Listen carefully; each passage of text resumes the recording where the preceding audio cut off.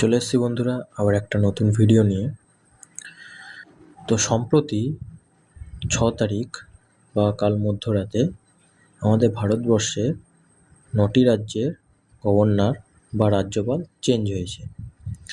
তো দেখে নেওয়া যাক কোন কোন রাজ্যের কোন কোন নতুন গভর্নর হয়েছে। ফার্স্ট হচ্ছে Delhi, Taranjit Singh Sandhu. Second Ladakh, Vinay Kumar Saxena. Third West Bengal, R N. Ravi. Fourth Telangana, Shiv Pratap Shukla. Maharashtra, Jishnu Dev Varma. Sixth Bihar, retired lieutenant general Syed Ata Hasnain. Seventh Tamil Nadu, Rajendra Vishwanath Arlekar. Eight Himachal Pradesh, Kavinder Gupta. আর নাইন্থ নাগাল্যান্ড, নন্দ কিশোর যাদব।